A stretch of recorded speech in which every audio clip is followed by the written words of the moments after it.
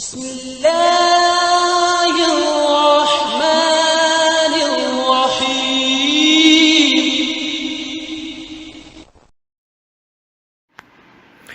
वालेकुम दोस्तों उम्मीद करता हूँ कि आप सब खैरियत से होंगे। दोस्तों बहुत वक्त से वीडियो मैं नहीं डाल पाया, तो काफ़ी जो सब्सक्राइबर हैं उनके मैसेज भी आए कि आपका वीडियो क्यों नहीं आ रहा, आप खैरियत से तो है। तो अल्लाह का फजल है, मैं ठीक हूँ, बस थोड़ा सा वक्त की परेशानी है। तो इंशाल्लाह आज एक वीडियो ऐसा अपलोड मैं कर रहा हूँ कि जिसका बहुत मेरे पास जो है कमेंट में भी जवाब आते हैं, ईमेल पे भी आते हैं और व्हाट्सएप पे भी आते हैं।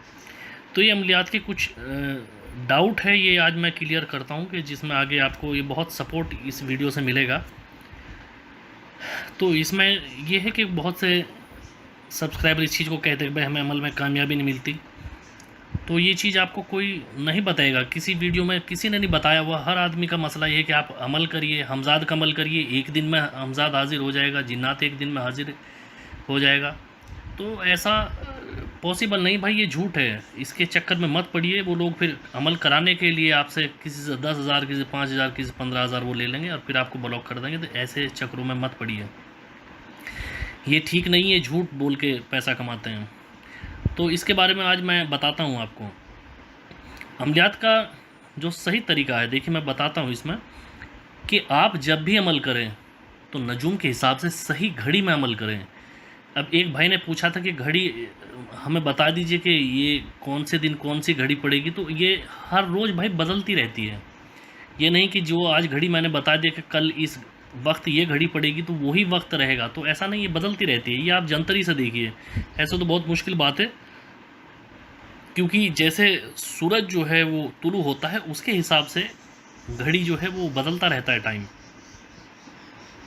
ये आप जंतरी से इसका आप सपोर्ट लीजिए तो इंशाल्लाह आपको उससे काफ़ी हेल्प मिल जाएगी। कोशिश करूँगा इस पर भी एक वीडियो मैं डालूँ जिससे घड़ी आपको समझ में आ जाए कि घड़ी का क्या तरीका है, किस वक्त आपको बैठना है। ठीक है जी। अमल को बीच में भाई कभी नहीं छोड़ना। अगर अमल बीच में छोड़ दोगे तो आपको दिक्कत पैदा हो जाएगी। बहुत से लोगों का ये मतलब होता है कि 2 दिन 4 दिन 10 दिन अमल करते हुए और वो तुरंत मैसेज करना शुरू कर देते हैं कि हमें कामयाबी नहीं मिल रही, हमें कुछ महसूस नहीं हो रहा। वो भाई मेरे, जिसने 10-12 साल 15 साल अमल में लगा दी, इतनी जल्दी उसे भी कामयाबी नहीं होती। आप तो शुरुआत करते हो, आपको तो ABCD भी पता नहीं है। हमजाद के अमल है उनमें 2-2 ढाई-ढाई साल 3-3 साल की पहले रियासतें होती है। हमजाद हो, जिन्नात आग से पैदा है, आप खाक से पैदा हो, मिट्टी से पैदा हो, तो दोनों का तालमेल आपस में नहीं है। इस वजह से आप वो आपके अकॉर्डिंग वो ढल जाएगा या आप उसके अकॉर्डिंग ढलिए। तो इसको लाने के लिए कुछ रियाजतें होती है कि आप से वो दोस्ती करने पे मजबूर हो जाएं। ठीक। तो फिर एक चीज़ और है परहेज जो है इसमें जमाली है, जलाली है, तर्क हैवानात है। तो सबसे जो ख़तरनाक परहेज होता है वो तर्क हैवानात है। इस पर मैंने वीडियो डाली भी हुई है और फिर भी मैं एक डालूँगा वीडियो अलग अलग परहेज पे अलग अलग, तो इसकी मैं कोशिश रखूँगा। और दिशा जो रुख है, रुख का ख़ास ख्याल रखना है, वक्त की सही पाबंदी रखनी है। हम बहुत से ये चीज़ पूछते हैं कि किस वक्त अमल शुरू करें। अगर आप रहमानी अमल कर रहे हैं तो रहमानी अमल का जो वक्त है वो 11 बजे लास्ट है, इससे ऊपर आप नहीं बैठ सकते। और जो भी रहमानी अमल आप कर रहे हैं तो उसमें ये है कि जब इशा की नमाज़ आप अपने मुसल्ले पे ही अदा करें तभी करें, क्योंकि अगर 9 बजे जमात हो रही है और आप 11 बजे अमल करेंगे तो नमाज़ पढ़ने के बाद आप आके घर पे किसी से बोलेंगे, बात करेंगे, तो वो फिर अमल में कामयाबी उसमें नहीं मिलती, उसमें फिर वक्त आपका बर्बाद होता है। और इसमें एक चीज़ और है, बहुत ये पूछते हैं, ये भी एक मसला है कि भाई अगर अमल के दौरान हमें कहीं सफ़र करना पड़ जाए। तो देखिए सफ़र करने का मसला ये, अगर आपको कहीं सफ़र करना पड़ गया, मैयत में आपको नहीं जाना है वरना अमल ख़राब हो जाएगा। लेकिन अगर किसी बिजनेस में या किसी मसले में आपको कहीं अपने रिलेटिव्स के यहाँ जाना है तो उसमें फिर ये है कि आप अपना जो मुसल्ला है, जो जा नमाज़ है और अपनी तस्बीह अपने साथ लेके जाइए। वो वहाँ जहाँ भी आप जाएंगे वहाँ बैठ के आप पढ़ लीजिए, वक्त वही रखें। तो ये बहुत ज़रूरी है। एक लिबास का मसला आता है, लिबास अपना हमेशा पाक रखिए। और लिबास का ये मसला है भाई कि जब भी आप अमल करने बैठे तो आप अपना लिबास बदल लीजिए, जो पाक लिबास है वो पहन के बैठिए और सुबह में उसको फजर की नमाज़ पढ़ के आप उसे उतार दीजिए, उसे सेफ रखिए। छोटे बच्चे भी वो भी छुएंगे, उनके हाथ गंदे कैसे आपको नहीं पता चला तो अमल में इसमें भी कामयाबी नहीं मिलती। तस्खीर के अमल में हिसार का जो मसला है भाई, हिसार का भी बहुत सवाल पूछते हैं। तस्खीर के अमल जो है जिनमें कोई चीज़ सामने, तस्खीर का मतलब ये कि कोई चीज़ सामने रूबरू आपसे होना, तो इसका मसला ये है कि जो भी तस्खीर के अमल है उनमें हिसार करना ज़रूरी होता है। जिनमें तस्खीर के अमल जो नहीं है, जैसे आप कोई नंबर के बारे में जानना चाह रहे हैं, तो इनमें कोई हिसार की करने की ज़रूरत नहीं है। और हिसार से ये भी आपको बता दूं, अगर किसी अमल में हिसार आप कर रहे हैं तो उसमें अगर आपको अमल करने के दौरान कहीं कोई हाजत पेश आ गई, आपको वॉशरूम जाना है, कोई बात है, तो हिसार को 3 बार दरूद शरीफ पढ़ के अपनी जो सीधे हाथ की जो पहली फिंगर है, अंगूठे के बराबर में तर्जनी उंगली जो है, उसके ऊपर 3 बार दरूद शरीफ पढ़ के उसके ऊपर दम करिए उंगली के, और हिसार उस उंगली से काट के आप बाहर निकलिए। हजरत से पाक होके वुजू करके फिर आप जब हिसार के अंदर आएंगे तो फिर 3 बार दरूद शरीफ पढ़ के उस उंगली पर दम करके अपना हिसार को बंद कर लीजिए। इसका ये तरीका है। बार बार पूछते हैं कि जी हिसार का क्या मसला है। अच्छा, कमरे में बहुत से ये भी सवाल करते हैं कि कमरे जो है, कमरे के अंदर रोशनी जो है बल्ब जलाए ना जलाए, तो कमरे के अंदर आप 0 वाट का बल्ब आप जला लीजिए बस। जो अमल में चिराग है तो चिराग रोशन करिए, अगर चिराग किसी अमल में बताया गया है तो फिर वो चिराग रोशन करिए, फिर बल्ब की ज़रूरत नहीं है। और फिर कुछ ये भी पूछते हैं कि जी चारपाई पे लेटना है या नीचे ही ज़मीन पे लेटना है, तो आप अमल करने के बाद आप हिसार से बाहर निकल के, अगर हिसार नहीं कर रखा तो कोई दिक्कत नहीं, आप चारपाई पे लेट सकते उसी कमरे में। दूसरे कमरे में जाके आप लेटोगे तो अमल में कामयाबी नहीं मिलेगी। ठीक है भाई। अब और बताते हैं, रूम में जो है जब अमल आप कर रहे हैं उसमें आप ये रखिए कि मगरिब के आसपास आप, अगर आप 10 बजे या 11 बजे बैठ रहे तो मगरिब के बाद आप उसमें लोबान रोशन कर दीजिए या अगरबत्ती रोशन कर दीजिए, जिससे उसके अंदर खुशबू रहे कमरे के अंदर। और कमरे के अंदर कोई कैलेंडर वगैरह इस तरह की कोई गलत चीज़ ना हो, कोई तस्वीर वगैरह ऐसा ना लगा रहे, ये थोड़ा सा ध्यान रखिए। बिस्तर और पाक लिबास ये बिल्कुल अपने पाक साफ़ रखने हैं। ठीक है जी। रूम बिल्कुल अलग हो, रूम का बहुत ज़रूरी ये है कि ये बिल्कुल अलग हो। इसमें अगर रूम घर का ऐसा है कि भाई आपको उसमें दिन में आने की जाने की ज़रूरत पड़ेगी तो कोई बात नहीं, लेकिन दौरान अमल जब आप अमल कर रहे हैं रात में, उस वक्त कोई ना आए, ये ध्यान रखिए। ना कोई लेटे, आप बिल्कुल उसमें सेपरेट रहिए, क्योंकि दूसरा आदमी पाक है नापाक है आपको क्या पता है उसका, तो उसमें फिर आपको कामयाबी नहीं मिलेगी। एक चीज़ और बताता चलूँ आपको कि बहुत से ये कि गांव देहात में मच्छर वगैरह होते हैं, तो उसके वजह से कोई मॉस्किटो कोइल लगा लेते हैं या स्प्रे कर देते हैं, या जो रिफ़िल आता है वो लगा लेते हैं, तो वो इस्तेमाल ना करें। उसमें भी ये कि मैं अपने जो ज़ाती तजर्बात में से पाया, उससे इस्तेमाल करने का ये हुआ कि उसमें कभी उस अमल में कामयाबी नहीं मिली। उसके अंदर कुछ ऐसा केमिकल है, कुछ जहर है, तो मौकिल हाजिर नहीं होते। इसका थोड़ा सा ध्यान रखिए, तो ये बहुत ज़रूरी है। और एक चीज़ और बता देते हैं आपको कि ये पूछते हैं कि परहेज़ क्या करना है, तो परहेज़ का मसला ये है इसमें कि आप अगर अमल कर रहे हैं तो हस्बैंड वाइफ से दूरी बना के रखें एक दूसरे से, यानी कि ब्रह्मचर्या का पालन करना है, ये बहुत ज़रूरी है।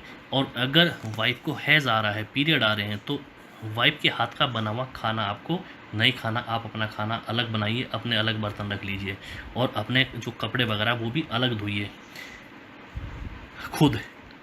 और वैसे भी कपड़े आप अपना भी धोइए दौरान अमल, बेहतर यही होगा। एक चीज़ और बता के चलते जिसमें बहुत अमल के दौरान बहुत परेशानी का मसला होता है, इसमें भी कामयाबी नहीं मिलती। अगर अमल आप कर रहे हैं तो टीवी मोबाइल इससे आप दूर रखिए। बहुत से आदमी ये कहते हैं कि हम तो केवल न्यूज़ ही तो देख रहे हैं मोबाइल पे, या हमने कोई गाने वाने तो नहीं देखे।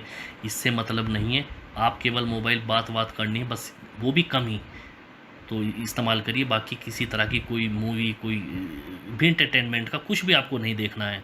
कम बोलिए, कम सोइए, कम खाइए, ये तरीका है।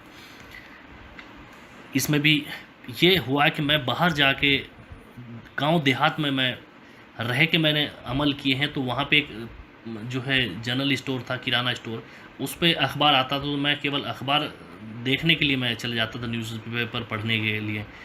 मैं जंगल में रह के मैंने उस वक्त चिल्लाकशी करी, वो न्यूज़पेपर पढ़ने का भी ऐसा हो रहा है कि मुझे कभी उसमें कामयाबी उस वक्त नहीं मिला, आखिर मुझे वो तर्क करना पड़ा। ये भी आपको बता दें। और जब भी आप नहाएं तो गुस्ल करना बहुत ज़रूरी है। गुस्ल से ही आप जब भी आपको नहाना है तो गुस्ल करना ज़रूरी रहेगा। बाल वगैरह आपको कटवाने हैं उसमें कोई दिक्कत नहीं, बाल कटवा लीजिए अगर आप जमाली परहेज़ कर रहे हैं। तरके हैवानात में बाल भी नहीं कटवा सकते, ये बहुत ज़रूरी है जी। और इसमें एक चीज़ और हम आपको बताते चलें कि अमल जब आप शुरू कर रहे हैं तो घर में अगर प्रेग्नेंट कोई लेडीज है, ये ध्यान रखिए, तो अमल ना करे उस दौरान, नहीं तो बच्चे को दिक्कत हो जाएगी। या कोई लेडीज हमल से हैं, चाहे वो 2 महीने हैं या 4 महीने, तो वो लेडीज जो है हमल के दौरान कोई भी अमल ना करे, इससे परेशानी बनती है।